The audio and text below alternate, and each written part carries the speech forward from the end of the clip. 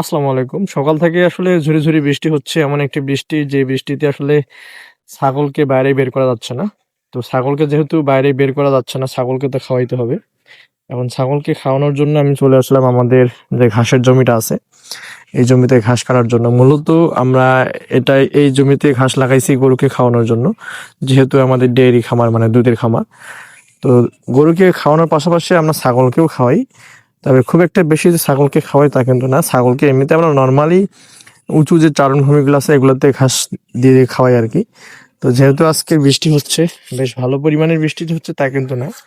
এমন একটি বৃষ্টি যে বৃষ্টিতে আসলে ছাগল বা গরু এগুলোকে আসলে বাইরে বের করা যাচ্ছে না। মানুষ বাইরে বের হতে পারছে কিন্তু ছাগলকে বাইরে বের করা যাচ্ছে না। তো যার কারণে ছাগলের জন্য ঘাস কেটে নিয়ে আসা। ইতিমধ্যেই আমার ঘাস কাটা শেষ। খুব একটা বেশি যে ঘাস কাটছি তা কিন্তু না। যতটুকু কাটছি এই ঘাসগুলো দিয়ে আপাতত হয়ে যাবে ছাগলগুলার মানে সকালবেলা যে খাওয়াটা আরকি। তো এই ঘাসগুলা খাওয়ার পরে ছাগলগুলো শুয়ে পড়বে। অলরেডি আমি ঘাসগুলা কেটে নিয়ে আসছি বাড়িতে আরকি।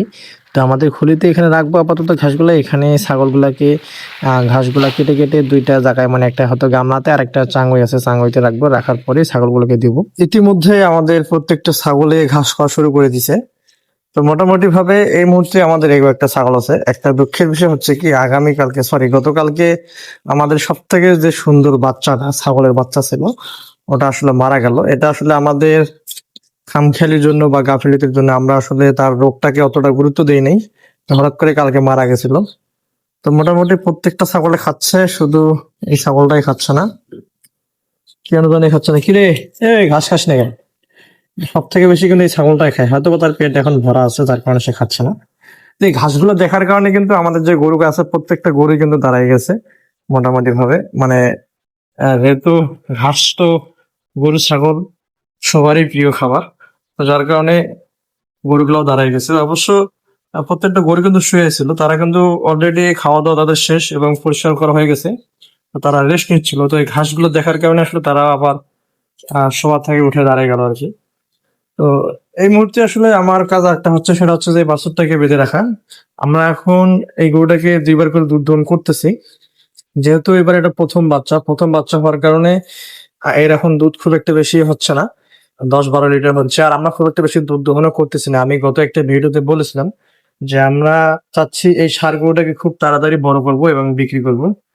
যার কারণে একে পর্যাপ্ত পরিমাণে দুধ খাওয়াচ্ছি। পর্যাপ্ত বলতে গেলে আমরা যেটাকে বলি আরকি পর্যাপ্ত পরিমাণ, সেটা হচ্ছে যে এই বাছুরটা যতটুকু দুধ হজম করতে পারবে, মানে সেই যতটুকু দুধ খাবে এবং খাওয়ার পর যাতে তার কোনো পাতলা পায়খানা না হয় বা তার কোনো সমস্যা না হয়, তাকে আমরা অতটুকু দুধই খাওয়াবো আরকি। ওইভাবে আমরা খাওয়াচ্ছি। অনেকে আসলে জানতে চেয়েছেন যে কত লিটার খাওয়াচ্ছে? আমরা আসলে বলতে পারবো না যে সে কত লিটার খাচ্ছে। কারণ আমরা তো তাকে ফিডারে করে খাওয়াই না। সে তার মায়ের দুধের ওলান থেকে দুধ খায়। তো আমরা আসলে এভারেজে ১১-১২ কেজির মতো দুধ দহন করি, বাকিটা আসলে সে খায়। আর এই গরুর যদি সম্পূর্ণ দুধ দহন করা যায়, তাহলে যেহেতু এটা তার ১ম বিয়ান মানে ১ম বাচ্চা এবং গরুটাও বাচ্চা গরু, সর্বোচ্চ যদি তার দুধ হয় ১৫ থেকে ১৬ কেজি হবে, এর বেশি হবে না। তো সেদিক থেকে হিসাব করলে দেখা যায় যে যেহেতু আমরা এটাকে খাওয়াচ্ছি আপনার আমরা দুধ দহন করতেছি ১২ কেজি ধরেন, তাহলে যদি ১৬ কেজি ধরি সে ৪ কেজি দুধ খাইতে পারতেছে। তো মোটামুটি বাছুরটা কিন্তু স্বাস্থ্য ভালো আছে।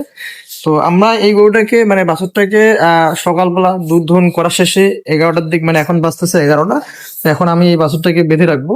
আবার একে দুধ দহন করবো আপনার ৬টা ৬:৩০টার দিকে, মানে বিকাল ৬টা ৬:৩০টার দিকে দুধ দহন করবো। আবার হচ্ছে যে রাত ১০টা বা ১১টার দিকে বেঁধে রাখবো। আবার পরের দিন সকাল ৭টার দিকে ৭:৩০ ৮টার দিকে দুধ দহন করবো আবার। তো এইভাবেই চলতেছে আপাতত। আর মোটামুটি গরুর খামার নিয়ে এখন ভালোই ব্যস্ত আছি। প্রচুর পরিমাণে কাজ করতে হচ্ছে। যেহেতু গরুর সংখ্যা বাড়তেছে দিন, দিন। আস্তে, আস্তে বাড়তে থাকবে। আর আমরা আসলে গরু ওইভাবে কিনি না। আমাদের যে বাছুরগুলো হয়, ওই বাছুর থেকে আমরা গরু বা খামারটা বৃদ্ধি করতেছি। এভাবে আমাদের চিন্তাভাবনা আছে। এভাবে আমরা জাত উন্নয়ন করবো। পাশাপাশি আমাদের খামারটাও বৃদ্ধি করবো। তো ভালো থাকবেন, সুস্থ থাকবেন। আমার জন্য দোয়া করবেন। ধন্যবাদ সবাইকে। আসসালামু আলাইকুম।